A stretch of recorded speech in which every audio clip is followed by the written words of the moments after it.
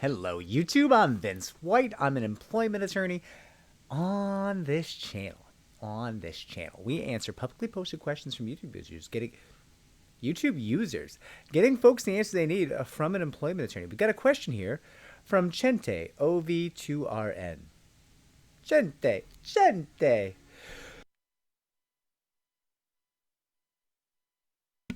I have no idea if that's how you say your name.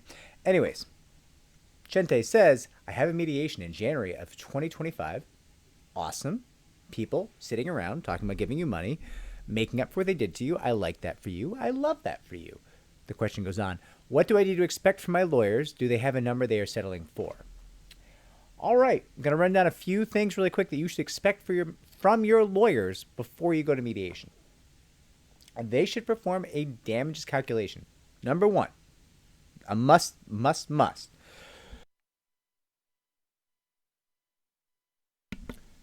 They should perform an in-depth damages calculation with you to ascertain how much economic damages you have currently accrued, how much in terms of economic damages you might hope to get at mediation, even though you have not yet accrued them, your potential future damages that will continue to accumulate. Have a fairly good idea of how substantiated, how strong your emotional damages are.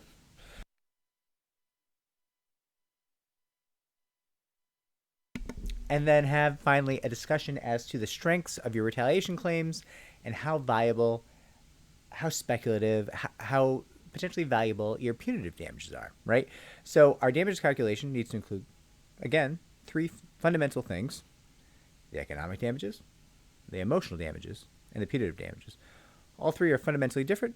All three have to be discussed. That's what you need. Without that damage calculation, you're just saying things. And that is it's a silly approach to a mediation, if I'm being honest.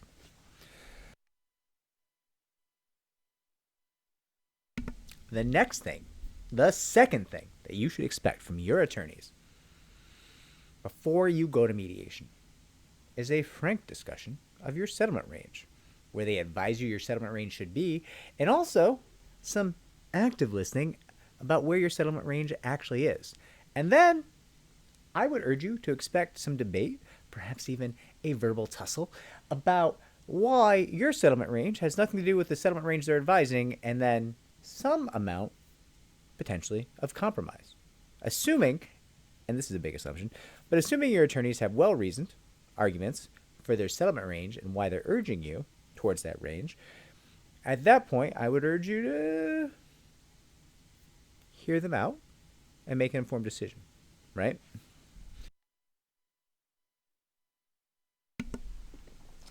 Number 3 of what you should expect from your attorneys prior to a mediation: a discussion of what to expect at the mediation. You should expect from your attorneys a discussion of what to expect at the mediation, because I don't want you to go to mediation and spend the entire time wondering what's going to happen next. How is this going to go? What does this mediator person do? I don't want you to have those questions. I want you to be sitting and thinking very specifically about the money people want to give you and your appetite for risk. Like, do I want to try this case? These people want to give me $300,000. I think my case is worth probably $700,000, but they want to give me $300,000. Do I really want to wait 3 to 5 years for a trial, or even 2 years for a trial? And then if I win the trial, maybe there's an appeal, and I might not win. I might go all the way and lose, and that's not great. But I don't want to take $300,000. Great. This is a valuable thought process you just had. Sounds like you want to make a counter at some point between $300,000 and $700,000. Sounds like you've recognized that your appetite for risk is not limitless, but it is sufficiently large that you would not accept $300,000, right? This is a valuable thought process. This is high-level thinking. You are really putting the time in as to what is right for you in terms of what you're walking away with at this mediation. And I love that. And you know what is going to keep that from happening? A lot of you wondering, hey, what's this guy doing? What happens next? Why are they going in that room? Why are the attorneys in the hallway talking? Wait, my attorney's talking without me? Why is that happening? Because that always happens. Why is that happening? Well, we should have a discussion in advance about why that happens. The attorneys will have conversations. Often, they'll have a lot of conversations if the mediator is very bad, because the attorney's got to cut the mediator out, because there's a lot of really bad mediators in the world. There's also really good mediators. But that being said, I'm not gonna lie to you. There's times when the mediator's so bad, I'm like, Jessica, defense counsel Jessica, can we just go in the hallway and talk about this? Like, this moron is, it's useless. This person's useless. Like, let's just go talk, right? Good stuff can happen in the hallway. Don't assume your attorney is selling you out because they go in the hallway and talk to the opposing counsel. It might just be they've identified this mediator is hot garbage, and they gotta see what they can make happen for you, right? Number four. Only four things that you should expect from your attorney. They should keep everyone fed. I'm not kidding. It makes a very serious difference. Like, I have had 7-figure mediations break down because people got hangry. I'm not even kidding. There's not even a hint of a joke here. Keep everyone fed. You can tell if both sides are committed to the settlement or to finding some kind of mutually disagreeable settlement, and that's what a settlement at mediation is, right? And I guess that's the fifth thing. We'll talk about that. But if both sides are really committed to finding some kind of mutually disagreeable settlement, some meeting of the minds, some compromise, some getting to the yes, they're both gonna be like, yeah, let's get lunch, let's get snacks. What? You only eat lobster. You're on an only lobster diet. All right, asshole, let's get you the lobster, right? Like, listen, I played that game. Oh, I only eat carnivore. I wouldn't eat it if it's not from a steakhouse. Okay, pick the steakhouse, asshole. Let's get it in here. Like, that's not. We're talking about settling a 7-figure case. You think I'm gonna blink at an $80 steak?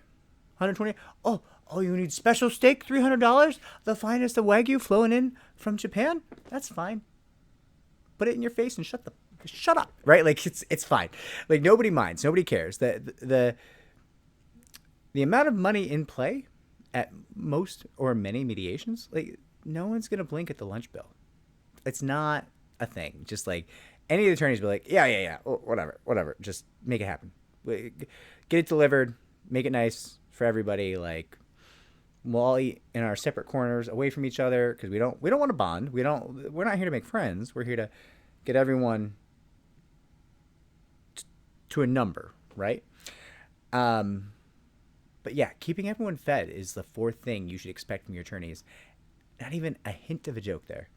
The fifth thing you should expect is a discussion about the fundamental reality that if you reach a settlement at mediation and it's a fair and good and correct settlement, everyone will leave unhappy. Not the attorneys, but the parties, right? The people cutting the check are going to be pissed. They're not going to be happy with having this check is way too big. Oh my God, we're paying out of it so much money. Right? And the plaintiff is going to say, that's not enough. I can't believe I agreed to that. Why did I agree to that? It's not enough money. I guess it's the right thing for me. I don't want to go to trial, but like, it's not enough money. I should have more money. I have a good case. Why don't I have more money? Why did I agree to that? And it's just like, everyone's going to leave. All the parties are going to leave a little bit upset. That's a reality. That's mediation. If somebody leaves and they're like, it was not a good settlement. Somebody got the upper hand pretty big, right? 9 times out of 10 at mediation, all the parties leave unhappy. They might not remain unhappy. When they get that sweet check, plaintiff might be happy. When the defendants no longer have this giant case looming over them like a guillotine day in and day out, they might be happy. But in the moment when they're leaving mediation, they're going to be salty AF. I'm telling you right now. It's just the reality of the situation, and a sign of a good mediation and a good mediator is everybody leaves just barely able to contain the rage. Incredibly common. Anyways, everybody, I hope this was helpful. If it was, like, subscribe, comment down below, share our channel so it may grow. Good luck at your mediation.